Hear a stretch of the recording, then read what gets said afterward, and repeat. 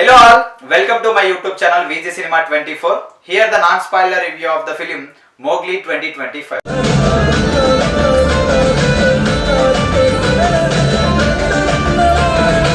ఒక్క మాటలో చెప్పాలి అంటే Mowgli 2025 is a googly.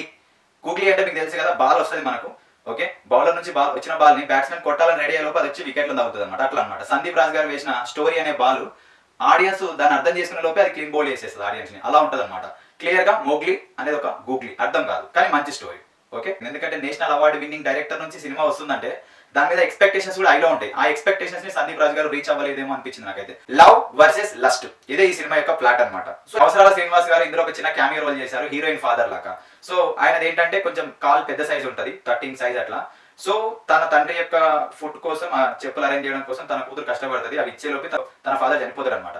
So అప్పటి నుంచి ఆమె హీరోయిన్ తన ఫాదర్ కోసం ఉన్న షూస్ ని తన దగ్గర పెట్టుకొని వాటిని తన తండ్రి లాగా భావిస్తూ పడుకునేటప్పుడు వాటిని భద్రంగా ఇట్లా పెట్టుకొని పడుకుంటుంటారు అనమాట. హీరో యొక్క ఫుడ్ సైజ్ కూడా మనకు 13 అని తెలుసుకుంటది. సో తన తండ్రి కోసం దాచుకున్న షూస్ ని హీరోకి ఇచ్చేస్తుంది. సో అక్కడ నుంచి వాళ్ళ లవ్ స్టార్ట్ అవుతుంది. సో దాని తర్వాత వాళ్ళు ఎట్లా కంటిన్యూ చేశారు, వాళ్ళలో మనకు విలన్ ఎట్లా వాళ్ళలో ఇంటర్ఫియర్ అయ్యాడు, సో దానికి స్టోరీకి ఏంటి లింకప్, ఫైనల్ గా మరి వీళ్ళ లవ్ సక్సెస్ అయిందా, విలన్ ఏమయ్యాడు, సో మన ప్రభాస్ బంటి క్యారెక్టర్ ఏమైందని తెలుసుకోవాలంటే ఖచ్చితంగా సినిమా చూడాలి. ఖచ్చితంగా ఒకసారి అయితే సినిమా చూడొచ్చండి, చాలా మంచి సినిమా. కాకపోతే యాక్టర్స్ మధ్యలో కొంచెం కనెక్షన్, ఆ సీన్ కి మధ్య మనకు కొంచెం కనెక్షన్ మిస్ అయింది అనిపించింది. ఇంకొకటి చెప్పాలంటే ఇక్కడ టెక్నికల్ గా directed by Sandeep Raj, so మనకు ఆయన రోల్ లో పర్ఫెక్ట్ గా చేశారు అనిపించింది. ఇంకొక ఎడిటర్ బై పీకే, సో ఆయన మనకి ఏం చేస్తుందంటే ఇంకా కట్ చేసే సీన్స్ ఉన్నాయి మనకి సినిమాలో, చాలా వరకు కట్ చేయలేదు అనిపించింది. Cinematography by M Ram Maruthi, so చాలా క్లియర్ గా చూపించాడు ఈ సినిమాలో, మనకు క్రిస్టల్ క్లియర్ గా చూపించాడు.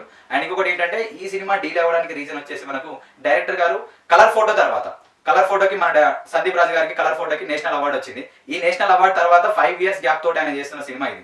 సో అందులో కొన్ని సినిమాలు ఆయన విలన్ గా కొన్ని గెస్ట్ రోల్ గా కూడా చేశారు. భైరవం లాంటి సినిమా, ఆల్ ఇండియా ర్యాంకర్స్ అని చెప్పేసి, అండ్ మధ్యలో కొన్ని చిన్న సినిమాలు చేశారు. సో ఆ గ్యాప్ మరి ఏమో తెలియదు కానీ ఇక్కడ కొంచెం మనకు డైరెక్షన్ మీద ఫోకస్ తగ్గింది. ఎందుకంటే నేషనల్ అవార్డు విన్నింగ్ డైరెక్టర్ నుంచి సినిమా వస్తుందంటే దాని మీద ఎక్స్పెక్టేషన్స్ కూడా హైలో ఉంటాయి. ఆ ఎక్స్పెక్టేషన్స్ ని సందీప్ రాజ్ గారు రీచ్ అవ్వలేదేమో అనిపించింది నాకైతే. మ్యూజిక్ వచ్చేసి మనకు కాలభైరవ గారు తనకున్నంత పరిధిలో మంచిగా ఇచ్చాడు, బీజిఎం కూడా మంచిగానే ఉంది. ఇంకా మంచిగా ఇచ్చే స్కోప్ ఉన్నా కూడా ఇవ్వలేకపోయాడేమో అనిపించింది కాలభైరవ గారు. ఇంటర్వెల్ బ్యాంక్ అయితే చూడొచ్చు. మన ప్రొడ్యూసర్స్ విశ్వప్రసాద్ గారు, కృతి ప్రసాద్ గారు, వాళ్ళ పీపుల్ మీడియా ఫ్యాక్టరీ వాళ్ళు వాళ్ళ యొక్క బెస్ట్ అవుట్పుట్ ఇచ్చినా కానీ దాన్ని మనం సినిమాలో చూపించడానికి డైరెక్టర్ గారు కొద్దిగా తడబడ్డాడేమో అనిపించింది. అండ్ ఇంకొకటి ఏంటంటే ఇక్కడ సో ఎడిటింగ్ కి స్కోప్ ఉన్నా కూడా ఇంకా కట్ చేసే సీన్లు అయితే చాలా ఉన్నాయి, కట్ చేయలేకపోయామో అనిపించింది. స్టోరీ విషయానికి వస్తే ఏంటంటే ఇది పార్వతీపురం అనే ఏరియాలో జరిగే ఒక స్టోరీ అనమాట, ఒక ఫారెస్ట్ బ్యాక్గ్రౌండ్ లో జరిగే స్టోరీ. అక్కడ మనకు మన hero Roshan Karthik Kanakala alias Mowgli and Muralikrishna, so తను ఒక అనాథ అనమాట. వాళ్ళ మమ్మీ అండ్ డాడీ ఒక యాక్సిడెంట్ లో చనిపోతారు. వాళ్ళ ఫాదర్ వచ్చేసి ఒక పోలీస్ డిపార్ట్మెంట్ లో పనిచేస్తూ ఉంటాడు. సో ఎప్పటికైనా వాళ్ళ ఫాదర్ లాగా ఒక పోలీస్ ఆఫీసర్ అవ్వాలనుకునే మోగ్లీ సో దానికోసం కష్టపడతా ఉంటాడు అనమాట.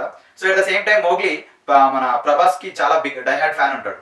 తన ప్రేమని, తన పెళ్లిని ప్రభాస్ చేతుల మీద చేసుకోవాలని ఒక కలలు అంటా ఉంటాడు అనమాట. తన పెళ్లికి ప్రభాస్ ని చీఫ్ గెస్ట్ గా పిలవాలని అనుకుంటుంటాడు. అండ్ మన మోగ్లీకి ఫ్రెండ్ గా మనకు ప్రభాస్ బంటి వైవా హర్ష ప్లే చేశారు. సో ఈయన మనకు all India Prabhas fans association vice president గా కూడా కనిపిస్తాడు ఈ సినిమాలో. అంటే ఇక్కడ మనకు సినిమాలో రెఫరెన్సెస్ ఉంటాయి అనమాట ఈ క్యారెక్టర్స్. హీరోయిన్ గా మనకు jasmine character and Varsha character లో మనకు సాక్షి మధుల్కర్ చేశారు. ఆమెకు ఈ సినిమా డెబ్యూ సినిమా. సో ఈ సినిమాలో మనం ఇంకా మెయిన్ గా మాట్లాడుకోవాల్సింది ఏంటంటే విలన్ క్యారెక్టర్ చేసిన అంటే క్రిస్టఫర్ నోలాన్ క్యారెక్టర్ చేసిన one and only the public star బండి సరోజ్ కుమార్ గారి గురించి మాట్లాడుకోవాలి. ఓకే, ఎస్పెషల్లీ సినిమా నేనైతే బండి సరోజ్ గారి గురించే వెళ్ళాను చూడడానికి. ఎందుకంటే బేసిక్ ఆయన సినిమాలు మనకు యూట్యూబ్ లో ఫ్రీగా అవైలబుల్ గా చేస్తాం కదా, యూట్యూబ్ లో చూద్దాం. అలాంటిది తను ఈ సినిమాని యాక్సెప్ట్ చేయడానికి అంత స్ట్రాంగ్ కంటెంట్ ఏముంది అన్న క్యూరియాసిటీ తోటి నేను థియేటర్కి వెళ్ళాను. సినిమా ఈ బండి సరోజ్ గారి షార్ట్ తోటే స్టార్ట్ అవుతుంది. సో ఫస్ట్ మనకు 10 to 15 minutes ఆయన సీక్వెన్సే ఉంటుంది అనమాట. బండి సరోజ్ కుమార్ గారు సో హీరోయిన్ ని కావాలనుకుంటాడు, ఎవరైతే మన మూగ అమ్మాయింది కదా తనని కావాలనుకుంటాడు అనమాట. ఎందుకంటే మనోడు అప్పటికే చాలా మందిని ఎక్స్పీరియన్స్ చేసి ఉంటాడు. ఒక కామాంధపు క్యారెక్టర్ అనమాట, ఒక కామాంధపు ఎస్ఐ క్యారెక్టర్ ఈ సినిమాలో మనది బండి సరోజ్ కుమార్ గారిది. ఆయన క్యారెక్టర్ పేరు వచ్చేసి మనకు క్రిస్టఫర్ నోలాన్, ఒక కామాంధపు ఎస్ఐ అనమాట, లస్ట్ అని చెప్పొచ్చు. ఎవరైతే తను అమ్మాయిని చూస్తాడో వాళ్ళతోటి అనుభవించాలన్న క్యారెక్టర్ అది. కానీ ఆయన ఉన్నంతసేపు ఆ క్యారెక్టర్ ఉన్న హైప్ వేరుంటది. ఆ డైలాగ్స్ కావచ్చు, మాడ్యులేషన్ కావచ్చు, చాలా బాగా సెట్ అయింది బండి సరోజ్ గారిది. అండ్ ఇక్కడ మనకి ఇంటర్వెల్ బ్యాంక్ తోటి మనకు సినిమా యొక్క హాఫ్ ఆఫ్ ద సినిమా మనకు అర్థమైపోతుంది. సో ఇంటర్వెల్ బ్యాంక్ చూడొచ్చు, మనం క్లైమాక్స్ ఫైట్ చూడొచ్చు ఈ సినిమాలో. అంతకుమించి మనం చెప్పుకోదగ్గ పోర్షన్స్ అయితే ఏం లేవు. ఎందుకంటే ఒక లవ్ సినిమాని చూసేటప్పుడు ఈ సినిమా చూస్తున్నంతసేపు నాకు జయం సినిమాని గుర్తొచ్చింది. జయం సినిమా అంటే అది కూడా మనకు ఫారెస్ట్ బ్యాక్డ్రాప్ లోనే ఉంటది కదా. అక్కడైతే విలన్ మనకు గోపిచంద్ గారు చేశారు కదా, ఇక్కడ మనకు విలన్ గా బండి సరోజ్ గారు చేశారు. సో అక్కడ మనకు విలన్ గా చేస్తే ఇక్కడ మనకి ఏంటంటే పోలీస్ క్యారెక్టర్, అదొకటే డిఫరెన్స్ ఉంటుంది మనకు. సో మెయిన్ గా చెప్పాలి అంటే ఈ సినిమాలో ఓన్లీ బండి సరోజ్ గారు మనకు ఎమోషన్స్ కనెక్ట్ అవ్వవు. బండి సరోజ్ గారు స్క్రీన్ మీద ఉన్నంత సేపు మనకు సినిమా చూడాలనిపిస్తుంది. మన హీరో గారు కూడా ఆయన లెవెల్లో ట్రై చేశారు. కాకపోతే ఏంటంటే ఇక్కడ హీరోకి మధ్యలో మాటలు ఏమి ఉండవు, జస్ట్ ఎక్స్ప్రెషన్సే ఉంటాయి. ఆడియన్స్ అంత కనెక్ట్ అవ్వరు అనుకుంటారు. అండ్ ఇంకొకటి ఏంటంటే డైరెక్టర్ సందీప్ రాజ్ గారు ఏం ట్రై చేశారంటే తను రాసే ప్రతి సీన్ లో తీసే ప్రతి షాట్ లో ఇంతకు ముందు సినిమా లాగా రిఫరెన్సెస్ ఏం ఉండొద్దని ట్రై చేసినట్టు క్లియర్ గా అర్థమవుతుంది అనమాట. అలాంటి వేలోనే హీరోయిన్ క్యారెక్టర్ ని డమ్ అండ్ డెఫ్ గా పెట్టడం, హీరో క్యారెక్టర్ ని ఒక అనాథగా పెట్టి తనకు ఒక ఫ్యామిలీ ఎమోషన్ అంటే ఏంటో తెలియజేయడం, ఇలాంటివి మన హీరో వాళ్ళ ఫ్రెండ్ క్యారెక్టర్ కావచ్చు. ఇవన్నీ ఇంకా చెప్పుకుంటూ పోతా ఉంటే మనకు చాలా చెప్పొచ్చు ఈ సినిమా గురించి. ఇందులో కొంతమంది మెయిన్ క్యారెక్టర్స్, మన కొంతమంది చాలా రోజుల తర్వాత మనకు కృష్ణ భగవాన్ గారు ఒక క్యారెక్టర్ చేశారు. వైవా హర్ష మన ప్రభాస్ బంటి క్యారెక్టర్ ఉంటుంది కదా, వాళ్ళ ఫాదర్ లాగా చేశారు. శవపేటికలు తయారు చేస్తూ ఉంటాడు అనమాట. ఈ శవపేటికల బిజినెస్ లోనే దీంతో మనకు క్లైమాక్స్ లింక్ ఉంటుంది. విలన్ యొక్క డెత్ కి ఈ శవపేటికలతో లింక్ ఉంటుంది. అది నాకు కొంచెం ఎందుకో అంత రీజనబుల్ అనిపించలేదు. ఎందుకంటే అంత స్ట్రాంగ్ విలన్ ఒక చిన్న శవపేటిక మీద పడడం వల్ల చనిపోతారని కన్వే చేసిన విధానం అంటే నాకు అంత అనిపించలేదు ఎందుకంటే చాలా స్ట్రాంగ్ విలన్ అనమాట. ఒక యాక్సిడెంట్ వల్లనే తను బయటపడి బతికిన విలను ఒక చిన్న శవపేటిక మీద పడగానే చనిపోయిందని చెప్పేసి అది అంత కన్విన్సింగ్ అనిపించలేదు. సో అది డైరెక్టర్ కనిపించిందేమో. ఇంకొకటి ఏంటంటే వైవా హర్ష ప్రభాస్ బంటిగా చేశాడు. తనకున్నంత క్యారెక్టర్లు తను బాగా చేశాడు. హీరోకి క్లోజ్ ఫ్రెండ్ గా, బెస్ట్ ఫ్రెండ్ గా చేశారు. ఈ సినిమాలో ఇంకొకటి మనం ఏం డిస్కస్ చేసుకోవాలంటే హీరోకి అండ్ తన ఫ్రెండ్ కి ఒక వాచ్ ఉంటుంది అనమాట వాళ్ళిద్దరికి. ఆ వాచ్ ఒకసారి వాళ్ళకు ఎక్కడ ఉన్నారో తెలిసిపోతుంది. ఆ వాచ్ ఒక్కసారి రింగ్ అయింది అనుకోండి, నియర్ బై ఉన్నట్టు అనమాట. 2 times రింగ్ అయింది అనుకోండి, వాళ్ళిద్దరి మధ్యలో వాళ్ళకి ఏదో ప్రాబ్లం ఉన్నట్టు. 3 times అది ట్రింగ్ అని రింగ్ అయింది అనుకోండి, వాళ్ళిద్దరి మధ్యలో ఏదో ప్రాబ్లం ఉన్నట్టు, లేదంటే వేరే పర్సన్ వాళ్ళిద్దరి మధ్యలో ఉన్నట్టు వాళ్ళకు అది కొంచెం సిగ్నల్స్ ఇస్తుంటది అనమాట. అది కొంచెం మనకి ఎందుకో నమ్మశక్యంగా కాదు, కానీ సినిమా ఉన్నంతసేపు అది చూడాలి మనం. ఎందుకంటే ఈ సినిమాలో వాళ్ళు వాడేది యాపిల్ ఫోన్, అంటే యాపిల్ ప్రోడక్ట్ ఉన్న క్వాలిటీ వాళ్ళు ఉండే దాన్ని బట్టి మనం ఏదైనా బిలీవ్ చేయాల్సిందే. ఇక్కడ హీరో హీరోయిన్ కి అండ్ హీరో విలన్ కి మధ్యలో రైవల్రీ స్టార్ట్ అవుతుంది. ఆ రైవల్రీ నుంచి మన హీరో ఎలా తప్పించుకున్నాడు, ఓకే, విలన్ నుంచి హీరోయిన్ ఎలా తీసుకెళ్లాడు, వాళ్ళు ఫారెస్ట్ లో, ఇక్కడ మనకు ఫారెస్ట్ లో వాళ్ళు విలన్ నుంచి తప్పించుకున్న తర్వాత ఫారెస్ట్ లో 20 days టైం స్పెండ్ చేస్తారని చెప్తారు. ఆ 20 days ఆ యాపిల్ వాచ్ కి ఛార్జింగ్ ఎట్లా పెడతారు, ఆ ప్రొడక్ట్స్ అని ఎట్లా పనిచేస్తాయి. విలన్ వాళ్ళని వెతకడానికి డ్రోన్స్ ను పంపిస్తారు. డ్రోన్స్ ను పంపించినప్పుడు ఒకటే నాకు అర్థం కాలేదు, ఆ డ్రోన్స్ తోటి క్యాచ్ చేసినప్పుడు వీళ్ళు ఎందుకు డైరెక్ట్ గా వెళ్ళలేకపోతున్నారు, ఆ డ్రోన్స్ వెళ్ళినప్పుడు ఆ డ్రోన్స్ తో పాటు వీళ్ళు ఎందుకు వెళ్ళలేకపోయారని నాకు అనిపించింది. తన దగ్గర ఉన్న ఒక బోటాబోటీ ఎక్విప్మెంట్స్ తోటి హీరో డ్రోన్స్ ని కూల్ చేస్తా ఉంటాడు అనమాట. బేసిక్ గా చేసుకున్న క్రాకర్స్ ఉంటాయి కదా, ఆ క్రాకర్స్ తోటి పెద్ద పెద్ద డ్రోన్స్ ని మనోడు పేల్ చేస్తా ఉంటాడు.